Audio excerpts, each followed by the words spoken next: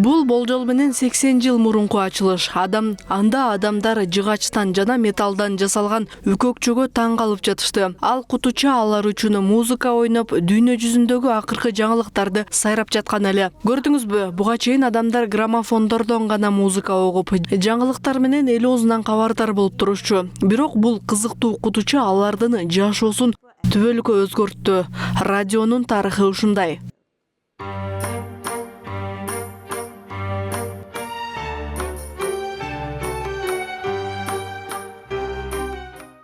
Радиодо жашырылган сыйкыр бар. Жүздөрдө предметтерди көрбөстөн үн булагы угуучуларга кыялдануу мүмкүнчүлүгүн берет. Мына эмне үчүн радио башка маалымат каражаттарынан айырмаланат. 1970-жылдары ирандыктардын үйлөрүндө 10 миллиондон ашык радио болгон. Ал кезде Ирандын калкы 30 миллионго жетпеген адам эле. Радио Иран үй бүлөлөрүнүн структурасын өзгөрттү. Радио дайым үй бүлө мүчөлөрү чогулган жерден орун алды. Радионун эң узун тарыхы бар. Кызыктуусу баштапкы радио сөздү жеткире алчу эмес. Анын ордун кемелер менен жердеги станциялардын ортосунда Морзе коду менен билдирүүлөрдү берчү. Кийинчерээк бул эволюцияланып, бүгүнкү күндө биз билген радионун түрүнө айланды. Болжол менен 70 жыл мурун Иранда биринчи радио станция түзүлгөн. Ошондон көп өтпөй адамдар радиону сатып ала башташты.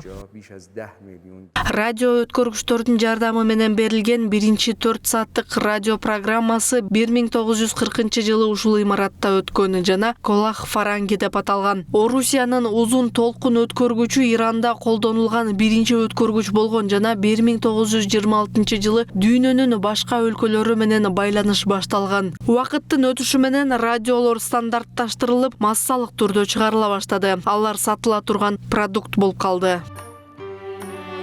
Биз Тегерандын борборундагы почта жана байланыш музейине келдик. Бул жерде сакталган ар кандай радиолорду көрүңүз. Бул жерде 1930-жылдардан 90-жылдардын аягына чейинки убакыт аралыгындагы 80ге жакын радионун түрү сакталган.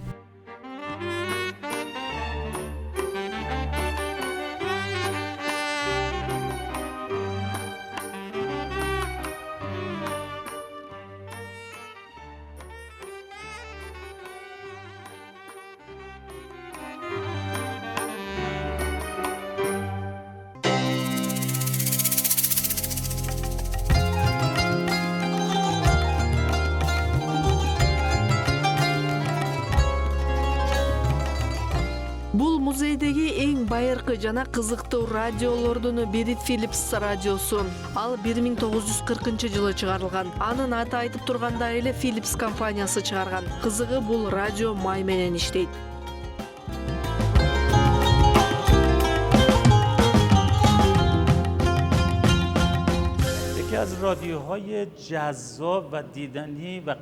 Адамдар электр жарыгы жок жерлерге барганда анын күйүүчү май камерасына май куюшчу жана ал электр энергиясын өндүрүп, радио иштей баштачу. Ал азыр деле иштейт. Биз аны май менен толтурушубуз керек. Ал бүтүн бойдон сакталган. چراغ پریموس نفت می‌ریختن تولید الکتریسیته می‌زده و رادیو کار می‌کرده. البته همین الان ما اینو نفت بریزیم روشن کنیم این رادیو کار می‌کنه و سالم هست.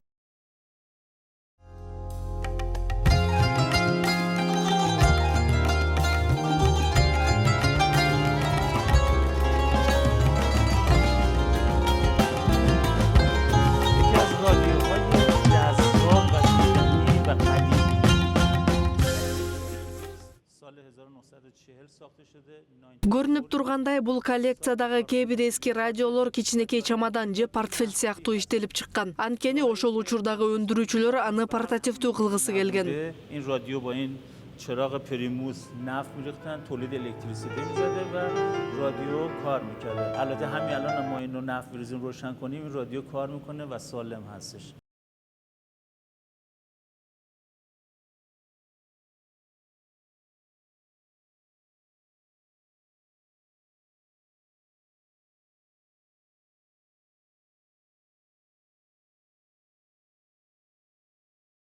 Көрдүңүзбү, радио болгон адамдар үчүн абдан маанилүү жана адамдардын жашоосунун ажырагыс бөлүгү болгон.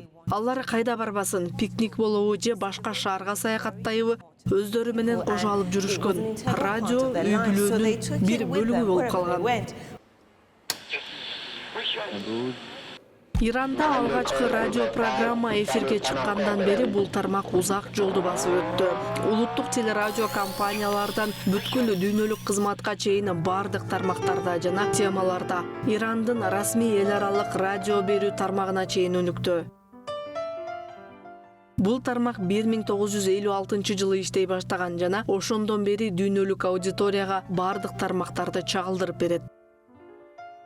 میز کوچیکی بود مشقمون که نوشتیم دوره Бүгүнкү күндө дүйнөнүн 32 тилинде уктуруулары ободо жаңырат. Мисалы орус, француз, араб, испан, жапон, италия, кытай жана албетте англис тилинде. اون موقع رادیو بود این نقش رو برای جامعه داشت.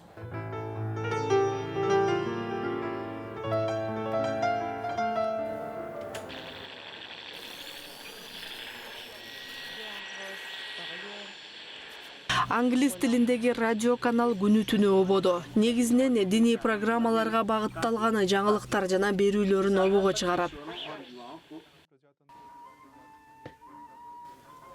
अधिक लोगों को अपनी लत की ओर आकर्षित करती है। 3-2-1 тестирлөө. 3-2-1. イスラム共和国国際放送ラジオ日这本語です。里是伊朗伊斯兰共和国对外广播电台华语。他昨天在接受一通 Республики Иран.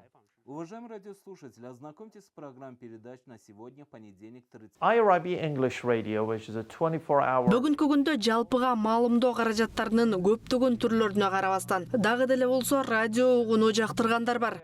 Акыркы изилдөөгө ылайык 4 эмоционалдык фактор радиону күйгүзүүгө түрткү берет. Биринчиден бул адамдын маанайын өзгөртөт. Ошондой эле достук мамиле сезимин жаратат. Радио күнүмдүк жашоонун түйшүгүнөн көңүлдү алаксытууга мүмкүнчүлүк берет. Адамдар адатта иштеп жатканда радио угушат. Бул алардын көңүлүн топтоого жардам берип, эс алуу жана тынчтык тартуулайт. People value 4 emotional triggers when the radio is on. Бүгүнкү санариптик дүйнөдө да радионун салмактуу орду бар. Ал туруктуу аудиториясы менен эмоционалдык байланыш түзүүгө жетишти. Бул адамзаттын эң мыкты ойлоп табууларынын бири болсо керек.